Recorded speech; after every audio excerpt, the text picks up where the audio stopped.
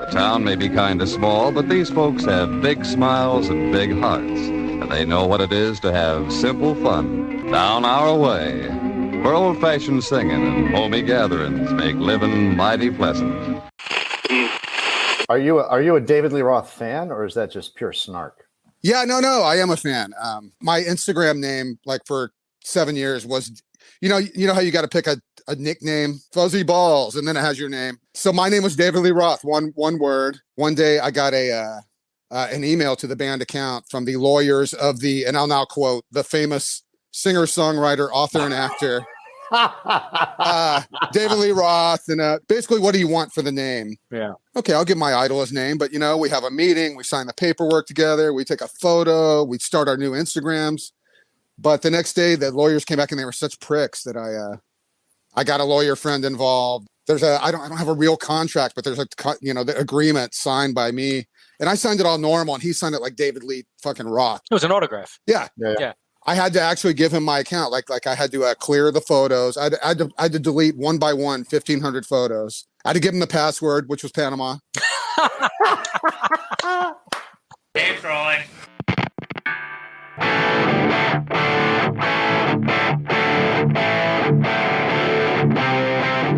Welcome to Abandoned Albums, the documentary podcast where we take a closer look at some albums that may have been forgotten about over time, and some albums you might not even know existed. I'm your host, Keith R. Higgins, and joining me as always is Rob Janicki. Hey, Keith, how are you? I'm doing great. I am putting the finishing touches on my electric didgeridoo. Isn't that view something? Yes, it is.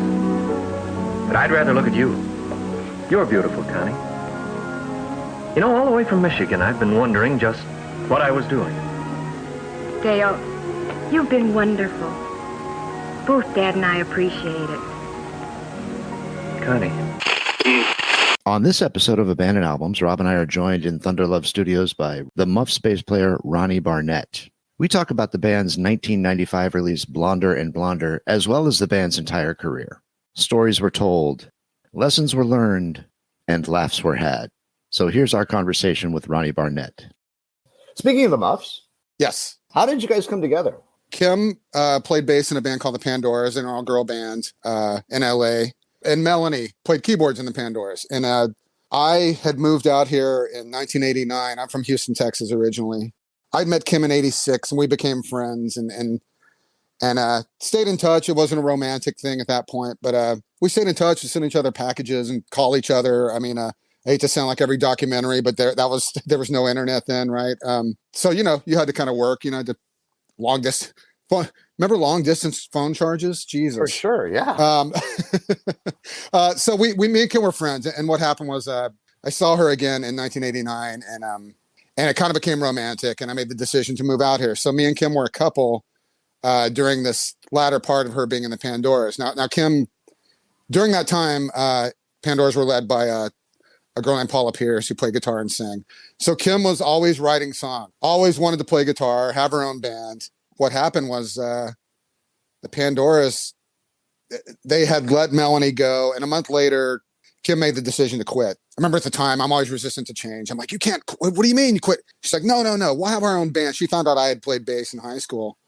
Melanie picked up the guitar, Kim helped her out, and we found a drummer, and we were practicing literally a month after Kim left the Pandoras. So we had a place to practice. We had a bunch of songs ready to go, and it was real organic, and as was our entire career. But yeah, I'd say we started playing in September of 1990. We played our first show on January 25th, 1991, and 7 months later, we were talking to Warner Brothers. So everything happened super quick. What the fuck? That's incredible. Yeah. The ascent was quite astounding because we were bottom of the bill on weeknights. And then all of a sudden, 2 months later, we're like middle of the bill on a weekend. And then we were headlining clubs in LA by that summer. So You said it was 1990, right? So you had that whole alternative thing happening, bubbling in the late 80s, leading into what happened in 91 and how everything took off. But you were already playing that style of music. Who were some of the influences that maybe helped develop the sound you guys had? Kim always liked what she liked what she liked, and that really didn't change over the years. She liked Mercy Beat. She liked Freddie and the Dreamers. She liked Jerry and the Pacemakers. She liked the Kinks, but only till 67. You know what I mean? Like she liked the Who, but only till pre-Tommy. We would always get Ramones comparisons. And of course, we all liked the Ramones. Kim liked the Ramones too, but she didn't, I think she really didn't listen to the Ramones past the late 80s. So, but that said, I was always the music fan. I still am. But I was fully immersed in the grunge thing and everything. Here's the thing. I would drag Kim to all these shows. Like I would drag Kim to see, the Swans and, stuff she hated, but she soaked up some of it. A big influence on us that's not talked about was the Primitives. English band, very power pop, but they had a really fuzzy guitar that thing going. So that's kind of, our band, we didn't sit down and say like, we're going to play pop songs and they're going to be, have loud guitars and, it all just naturally occurred. But yeah, all those influences kind of came into being with all that.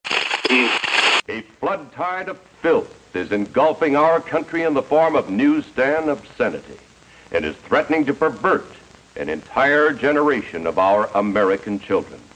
We know that once a person is perverted, it is practically impossible for that person to adjust to normal attitudes. Did you aspire to be a musician when you were growing up in Houston? I mean, was that something you wanted to do? No, I played in a couple bands in high school. My first band was with a a history teacher at our school, and his brother. They were both older than me, and he was known at school as like the punk teacher, right? Because he had sang in a band before. And anyway, we formed, and my first gig was at the high school talent show when I was a sophomore. And we played, this is 81, and we played a Gang of Four song, and we played a Wire song. And, wow. And we played all day and all the night. But to put in perspective, the other band on the talent show played Hold On Loosely, by 38 Special. So of course it was different. But so I was in that band. And then later, a year and a half later, I joined the rival high school band. We were called the Distractions with a Y, and we were a 3-piece. And these guys could really play. Like we would play, people always use the term keggers back then. Yeah. We played backyard parties, and we would do, covers of the day. We would play Loverboy songs and stuff, but we would also play Fire by Hendrix, tons of Police songs. And I realized later Sting is really a big influence on my playing, just like in the pocket and not fancy. My approach to bass is if you don't notice it, you're doing your job, right? So I was in bands in high school, and then I gave it up. I started writing for the local weekly paper in Houston called Public News, and I became a music editor there. And that's really what I thought I would do. I thought I'd be a writer. I'm like, this is great. I get to talk to Sonic Youth and Buck Owens, and I get free tickets and I get free records, and and I slag local bands and they hate me, and this is fun. And that's what I thought I would do. But when I dropped everything and moved out here, I was kind of starting over. So yeah, I was not meant to fall into a band, but I fell into my girlfriend's band. Wow. And the rest is history, literally. Yeah. Yeah. So how did that dynamic work in a band? A romantic relationship in a band seems, well, my only point of reference, and I think the majority of people, would be Fleetwood Mac.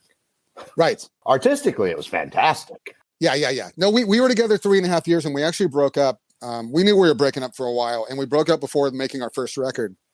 The band was doing well, so we were like, look, we gotta work this out. We're gonna have to like learn to be friends. And I can't say it wasn't rocky at times, but we did know how to piss each other off. There were some uncomfortable times in the van for the other members, and Kim her next boyfriend was the engineer of our first record too. So a lot of people called our first record like a punk rock Rumors. It's funny you mentioned the Fleetwood Mac. We worked it out. It saved our friendship really in the looking back. That's awesome. Yeah. I've been able to maintain some friendships with exes, and it perplexes the fuck out of people. No, there are some people that can't talk, are just like, that's it. I'm done with that person, and some people, like you're saying, I'm friends with most of my exes too. So yeah. I don't even know why. Do you think I'm a mess? Maybe someday, but now you're gone. When I do as I please, I'm no different to me. Am I crazy or have good luck? You're the talk of the town, so you say. I don't know why you're so glad.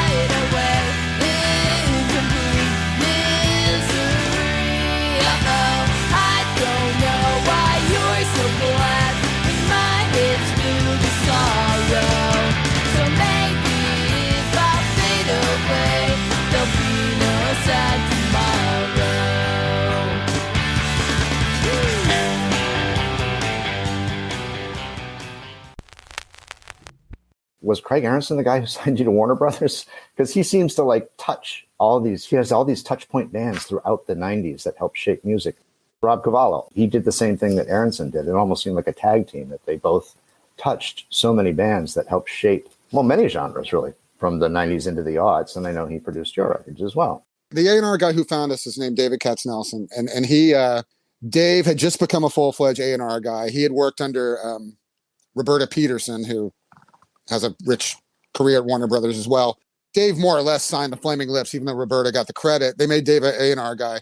And then Dave's first signing was Mudhoney, which was big at the time because this is post-Nirvana, so everybody wanted the next big band from Seattle. So Dave signed Mudhoney, and then he signed us. And Dave brought Rob Cavallo in. So we actually had two A&R guys, which is unusual, but it did work for us in the beginning. And Rob, I'm going to take credit and say I'm responsible for Rob having a career because before I love Rob, by the way. Rob's amazing. But Rob, the band Rob signed before us was called Sister Whiskey. Rob was a heavy metal guy. He signed Black Sabbath, the Dehumanizer Black Sabbath to Warner Brothers. He signed the Metal Blade label. You know, and we made our first record and it was produced by A&R guys. It's produced by Rob and Dave. And that's the first record Rob produced. Like Rob produced demos and stuff for bands before. Wow. Yeah, Rob produced that record, and we get credit in all the Green Day books. Green Day liked our record and signed with Rob. Yeah, first record Rob produced was our first record. The second one was a little record called Dookie. I'm not familiar with this Dookie you speak of. Yeah. You might look it up. Look it up. Yeah, It sold a couple of copies. It'll be a deep Google search. Yeah, but it's there. Yeah, it's an abandoned album. We should go after. Yeah. Bacteria are plants, but they are not green like the plants we usually see. Some kinds are indispensable. Your band, the Fastbacks, is another band that there's such an interesting sound that I don't remember hearing. I even hear a little bit, and this might sound crazy to you, but I even hear a little Violent Femmes in some of your stuff. That music to me has always been underserved, I think, because it's very commercial sounding. I feel like there is something about that specific style of music that dumbfounded some of the label people. Did you see any of that in your career with the Muffs? By the time we signed in '92 and came around and were in Warner Brothers, they had an alternative department. By the time we came around, they knew, okay, we pushed this stuff to college radio. And, it was kind of, I don't know how to put it. I don't want to say knew what to do, but, they knew what to work. Also at that time, videos were huge, right? There was a video department at Warner Brothers. Like, I feel really lucky to have gone through that because, it's a cliche to say it's different now, but it really is. By 2000, that old record business, it changed. And I remember, there was a mass exodus at Warner Brothers in 1995, right before Blonder and Blonder. Mo Austin, the president, left, and all these people left in his wake that had been there for 20 and 30 years. And at the time I tried to put on a happy face, like, oh, this is, this change it'll be okay. But looking back, that was huge. How do you think that exodus impacted the record? Do you think it did? Actually, it didn't at the time.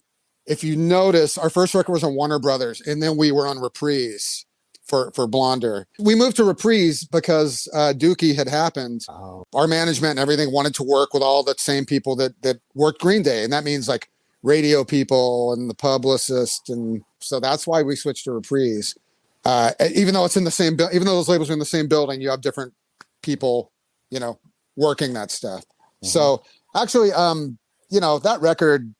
And I say this in the liner notes, the reissue, it really was our big swing. I don't think we realized that at the time because we never thought about that kind of stuff. That was a plus and a minus in our career. Like we didn't think, Kim always wanted to have her hand in the production and stuff. And that said, the records, sound pretty timeless, except for some things on the first album, which are of its time. Some of those people became big producers in the 90s, like Rob, as we mentioned, and then the engineer for Blonder and Blonder, Jerry Finn, he's a huge part of Blonder and Blonder. He became a producer. He produced 4 Blink-182 records, and he produced Morrissey and Rancid and Pennywise after that. So again, I'll take responsibility for Jerry. Jerry is not with us anymore, but he's a big part of that record. Yeah. So Ronnie, what you're saying is you're a kingmaker. Exactly. And you know, it has not gotten me rich yet, but no, we just ended up with these people, and it, you know, it's kind of like going down a river. You know, we just kind of took this left and this right and just went with the flow. And so yeah, Blonder did get the biggest push. You know, we did a video with the guy who did all the videos for Dookie. His name was Mark Core. There's a video for Sad Tomorrow, cost $60,000. You know, it's fun. It's a good video. But, you know, we got to do all those things. You know, we played radio festivals on that tour. You know, we'd be bottom of the bill or whatever. But, you know, they tried. And that same year, too, we got to do Kids in America for Clueless. Now, that's probably the biggest hit single, if you will, even though it wasn't a single, that we ever had. I mean, that song gets played in sports stadiums. I can always, like, say that to somebody on an airplane and they'll know, you know, they'll not have heard of our band necessarily, but they'll know that song. So it was a big year for us. I mean, that really was a big year. We did a lot of stuff. We did TV shows and you know, all that stuff. So that change didn't affect all that yet. It was just as time marched on, it did affect, well, you know, all the labels just kind of like, it became bottom line. It's like, you know, if this record didn't sell, you know, we're lucky we got 3 records. You know, in 2000, we probably would have got dropped after the first record, you know, when it didn't sell. When it came to female singers or just female musicians, were people like, well, we have, you know, female fronted bands, or we have a punk, you know, a punk band, you know, the Riot Girl thing. Like, we have that. Did you run into that? Yeah, we really didn't. We had it was a great time when we were on the big label. I always hate when people are like, oh, it didn't get promoted enough or that kind of thing. It's like so many factors have to come into play to make a hit record, right? Or else every record would be a hit. Like, you know, you got to have some timing and luck. I mean, there's so many factors that do play a role as to what becomes successful and what becomes, you know, less successful. So it can't always be blamed on that. You're 100% right. But it is interesting to see how many artists do, you know, have that view of it. Yeah. I always wanted to work at a label. I didn't. Again, I fell into this role as being in a band, and I just like the person who did the cover on Blonder and Blonder is a woman named Jerry Hayden who still does stuff. But we get assigned her. We have, for that record, we had an artwork budget of $8,000. You know, you can make 2 records these days, right?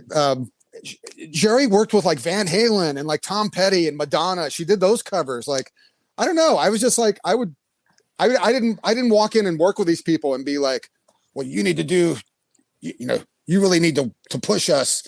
I was just like, wow, what Van Halen? Tell me some crap about them. You know what I mean? Like, is Madonna difficult? You know, that kind of thing. So, you know, I loved all that. I loved just hanging out at the label.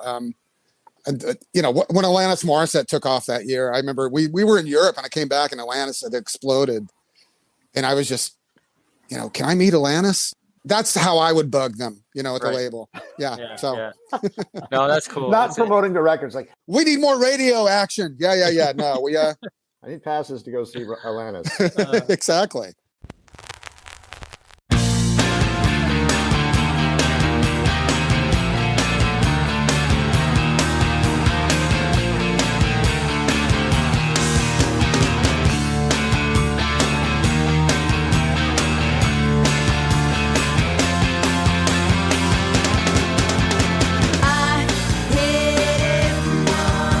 And I don't like it, son.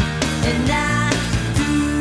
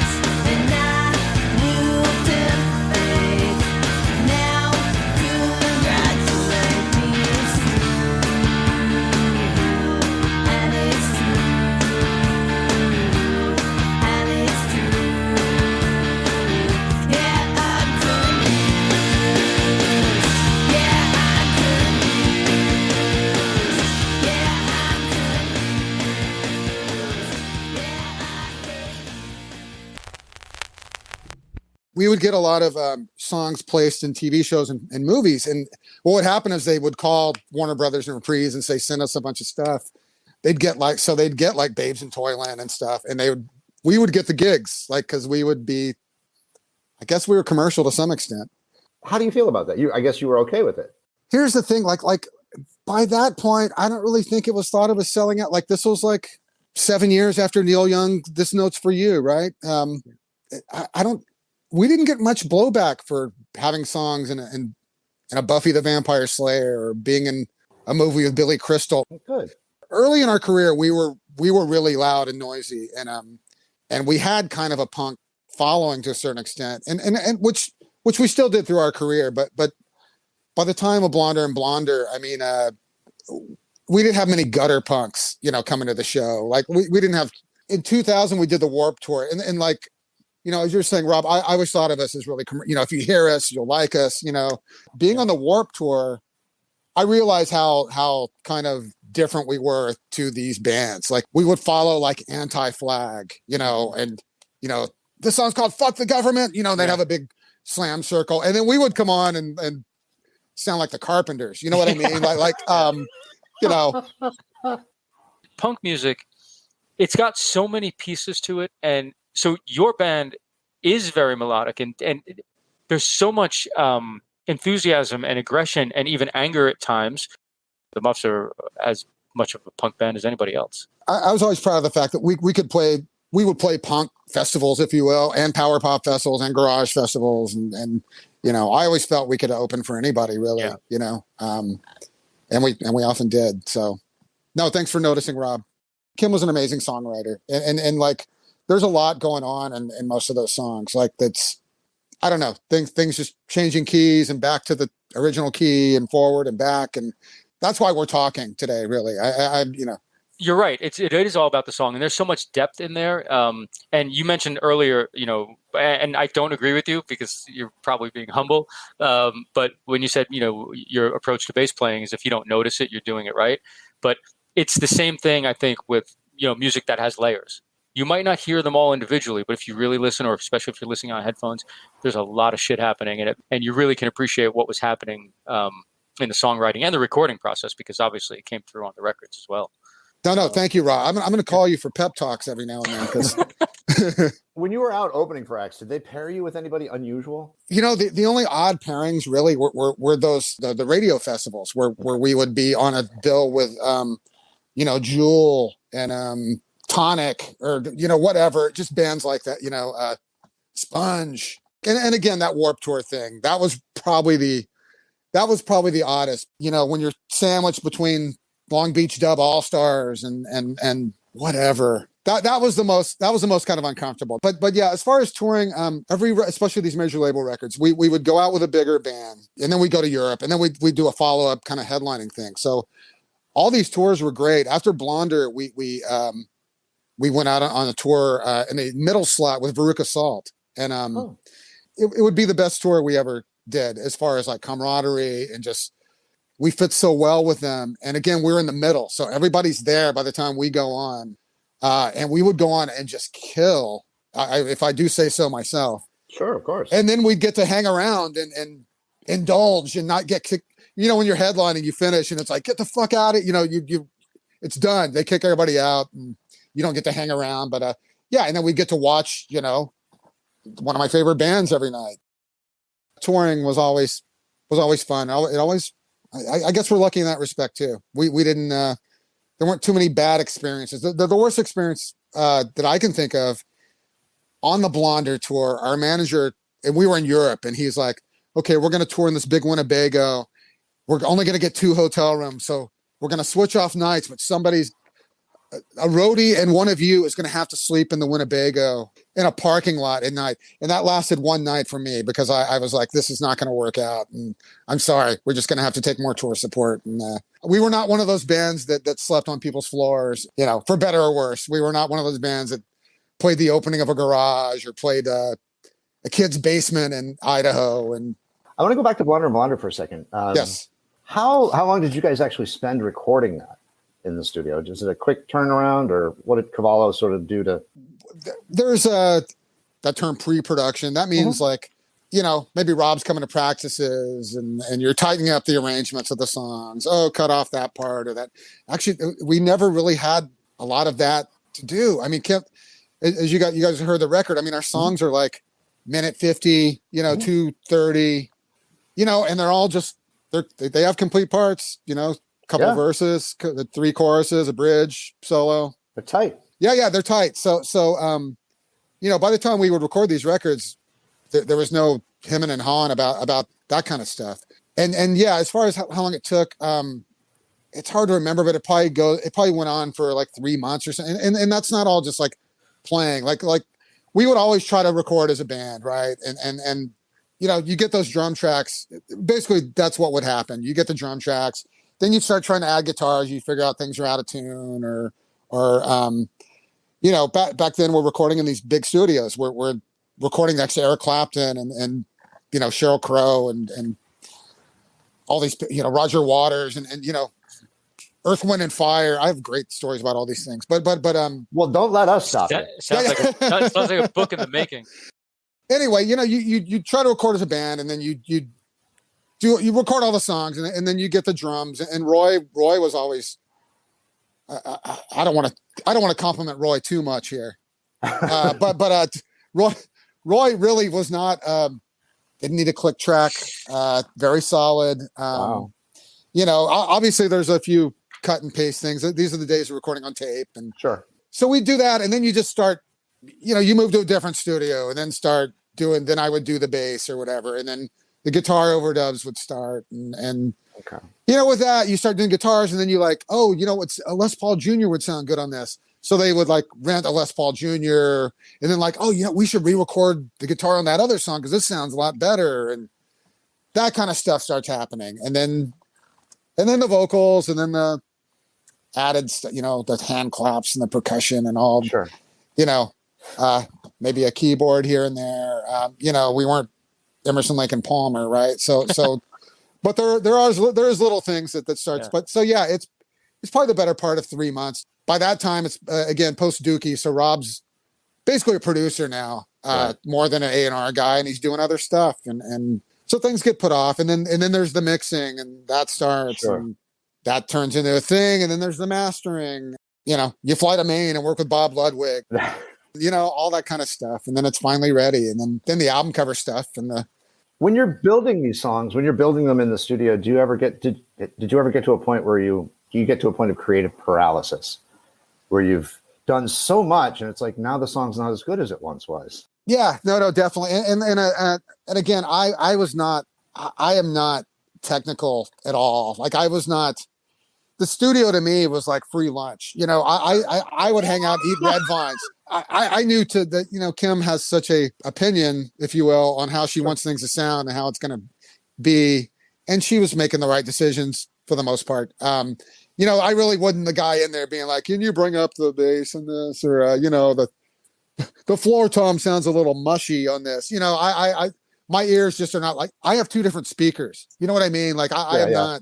So yeah, I would pop in and hear stuff as it went along. And sure. You're on the phone with the label trying to get tickets to the Atlanta show. Our I'm Happy Birthday to Me got named because me and Roy went and saw Peter Wolf, and we're not there for the mixing session that night. And Kim was really mad at us. And it was her birthday. There's always 2 sides to when you're making a record. So it's the recording and all the production that comes with it, all the things you just talked about. Yeah. But then there's the songwriting process. And yes. I know Kim was the main songwriter, right? 2 questions I guess I have. Since you guys were so close, was there input into the songwriting from you at all? Like in terms of like, yeah, that sounds good, but what if you do this here? Or were the songs basically completely done, and by the time they got to the studio, you guys just played what she... Yeah, I'd say both. I mean, we were... I'm downplaying all this, but we were like a band. Like we did... Yeah. As you could tell, I like to talk. And Roy, too. Like we both... And me and Roy are like music historians, where Kim was not. So she would write something sometimes. I'd be like, you know, that's a Bob Mould song. You know, like... Or whatever. You know what I mean? Or like... Yeah. And yeah, there would be ideas on how to maybe end something or Right. shorten a solo part or but she was the songwriter. I mean, she did come up with that stuff, but you know, Yeah. and there's a song she threw me a co-writing credit every now and then, but I it saw was just, that. and that's just like an arrangement thing. Like Well, that counts. That's, she didn't have to. And some Make it- songwriters would not give you somebody credit for that. Right. But Kim would always encourage you, like, you should write songs. And it's just like, I believe that like that's something you're born with. Like I know you can take classes and learn about structure and all that, or have binders like Rivers Cuomo on songwriting and try formula and all that. But I really think it's something you're born with or you're not. Like there's something that you're born with that translates to the actual, end product. But with your band in particular, and bands who, and there are others like it, and this may sound like an odd question, maybe not to you two guys, but part of what made her such an intriguing and good frontwoman and singer were those screams. Yeah. Sometimes people plan that stuff. Every time they do that, it always seems, maybe it sounds forced. Was she just that, was it just that easy for her? Because anytime she belted one of those things out, it sounded like the perfect time for it to have happened. Yeah, no, now that you mention, I know I've never thought about that too much, but yeah, there's no gratuitous screams, right? There's no screams put there just to put there.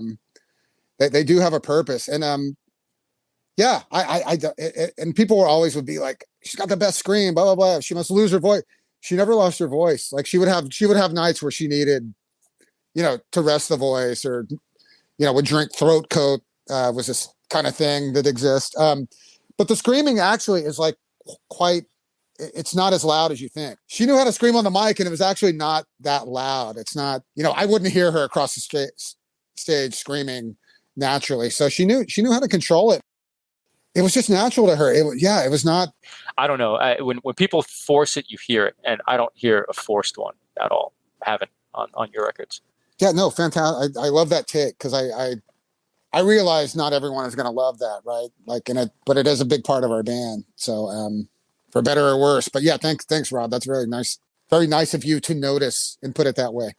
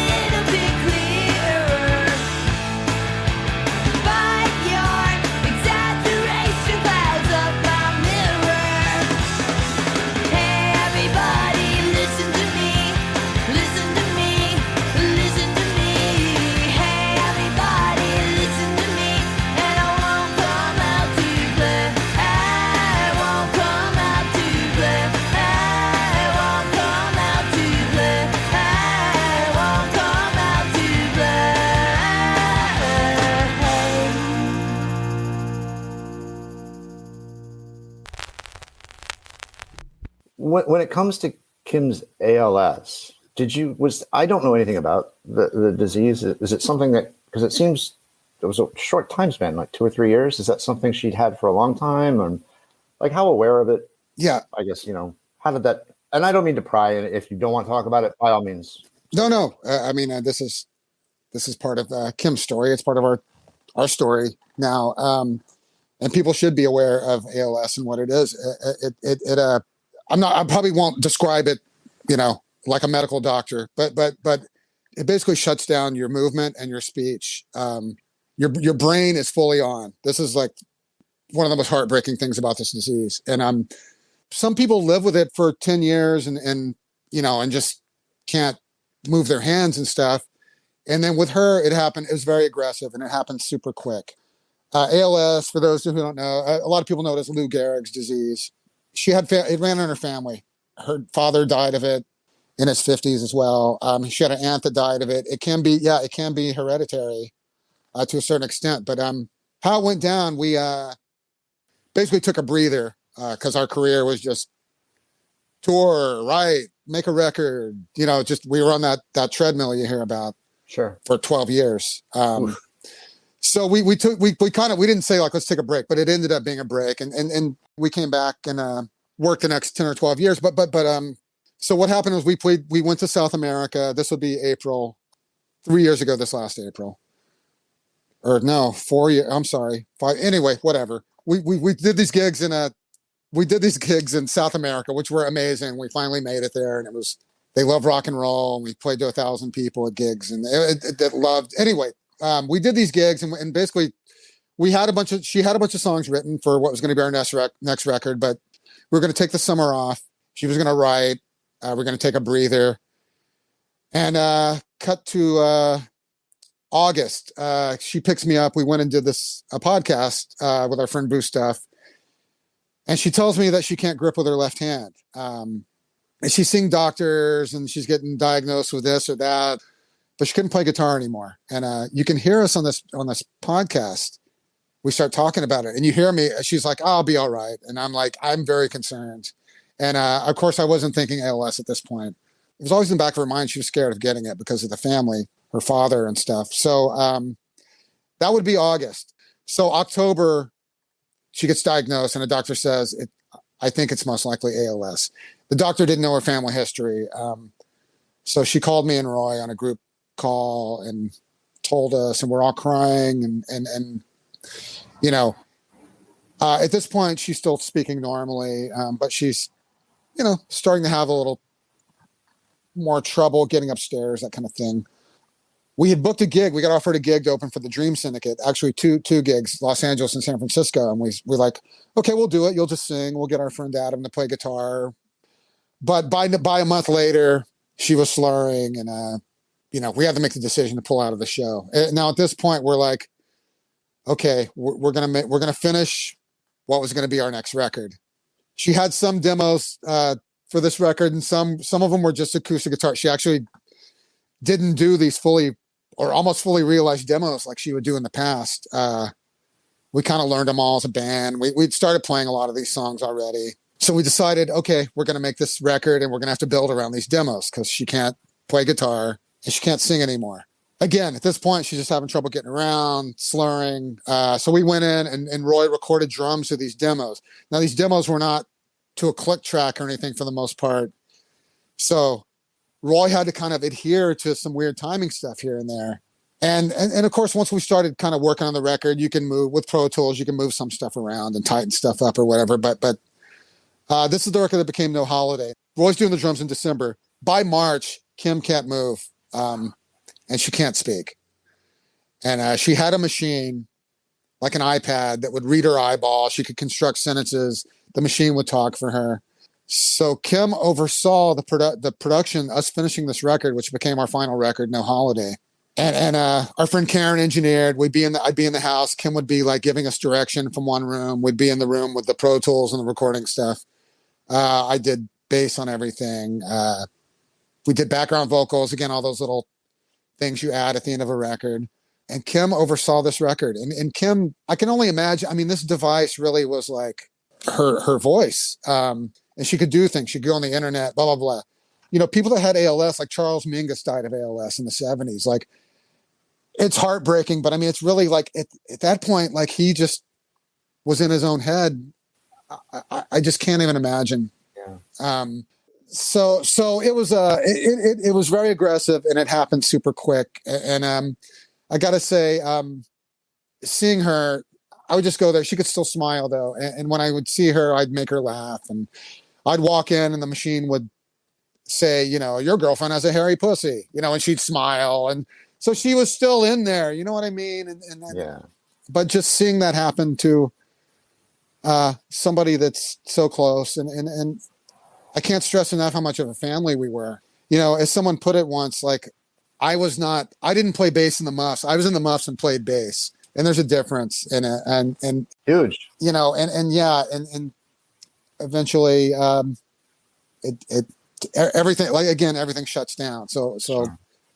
Eventually, as always, or as a lot of, the breathing goes. So, and she chose to be private about this, while she was sick. So I'm a little fuzzy on it now, but it was no more than like a year and a half that she, from top to bottom, getting diagnosed, and just, it was tough. Well, I'm sorry to hear it. And thanks for sharing. That's thanks for being open. No, of course. And she would have been the attention she got after she passed away. Just none of us could see that coming, because we weren't a big band. You know what I mean? Like we weren't a household word, which is why I'm on Abandoned Albums right now.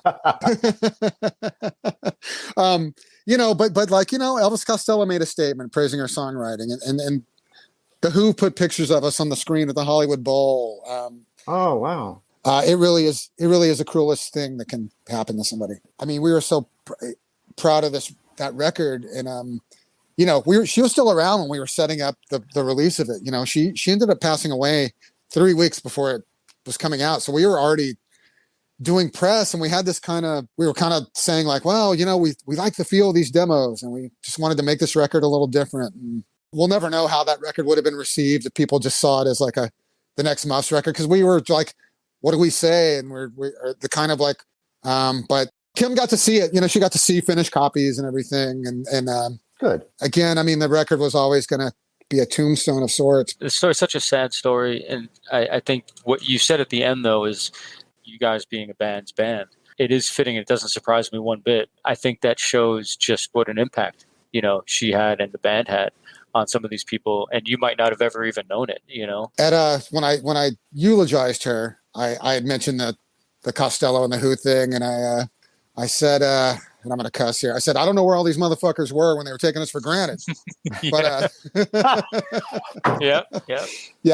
Good for you. Yeah. Good for you. Because we never really we had this like 27-year career. We never really, like I said, we took a slight break, but we never really went away. So we weren't able to come back. As you drive down from Minnesota into Wisconsin, you're in another perfect vacation land. A land of trees and lakes.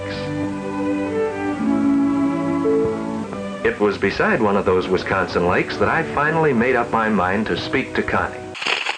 Oddly, I want to hear about the Earth, Wind, and Fire stories, I think, more than anybody else. Basically, that story is a short one. I passed by Maurice White just in the studio. I didn't expect to see him, and there he was. That's the story? That's it. But I can tell you but there's a Roger Waters Ugly Kid Joe story. Oh,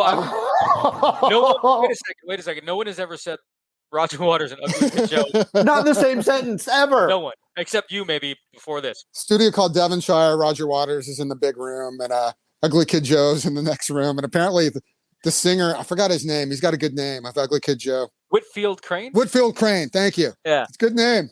He just walks in, and if you record in big studios, you don't just walk in a control room where you don't belong. This guy just walks in, and Roger Waters and the producer are sitting there and just sits down. He's like, hey, what's going on? And Roger Waters just turned to him and was like, get the fuck out of here.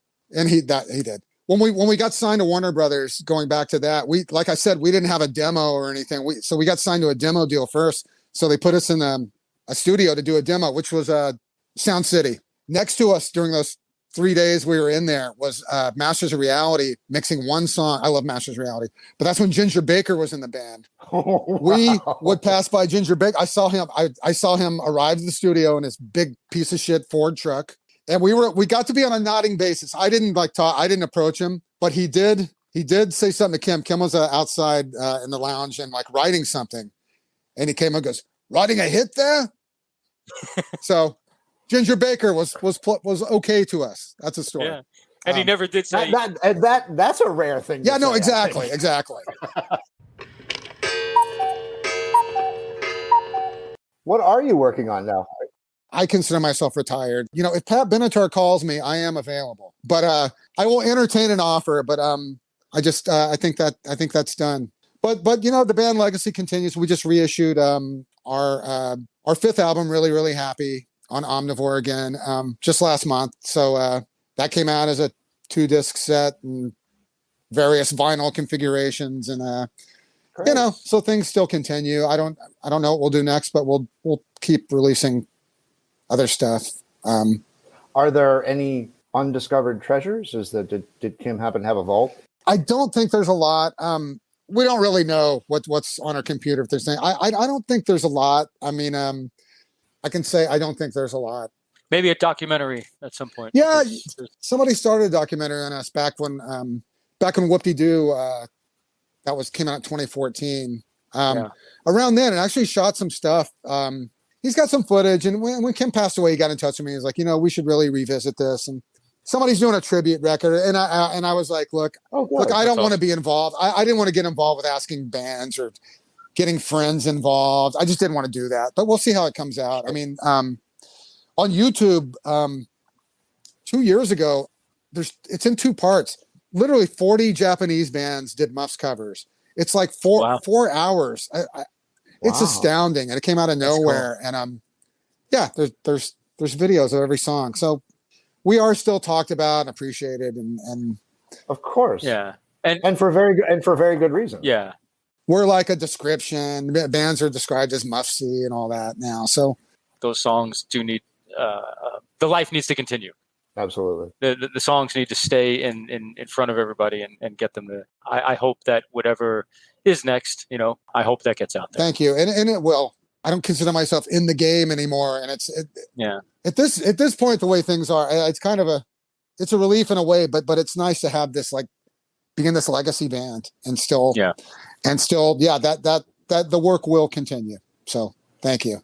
Awesome. Well, thank you so much for taking the time. This was great, and thank you again for sharing the story about Kim. That I appreciate. No, absolutely. Yeah. I don't mind talking about it, but that's what happened. So well, thank you again. No, thanks, you guys. This was fun. And thanks, Ronnie. It was awesome. Okay, I will right. You know how to find me if you need me.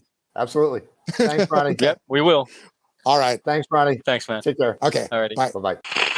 Many thanks to Ronnie Barnett. The songs you heard during this podcast were all taken from the Muffs' 1995 album, Blonder and Blonder, and they were Sad Tomorrow, Won't Come Out to Play, and I'm Confused. Blonder and Blonder, as well as the entire Muffs catalog, is available to stream wherever you stream your favorite music. Abandoned Albums was recorded at Thunder Love Studios. Produced and written by Keith R. Higgins and Rob Janicki. Engineered and mixed by Steve Beasley. Edited by A.J. Royce. Original music by Mike Pellegrino. If you like what you've heard, be sure to subscribe and follow us on social media. At Twitter, we are at Abandoned Albums, and on Instagram, we are at Abandoned_albums. As always, thanks to Rob Janicki, S.W. Loudon, Peyton Janicki, Nathan Sage, Steve Beasley, Mike Pellegrino, Tharina Bella, Michael Janicki, and of course, our executive producer, Rufus Thunderlove.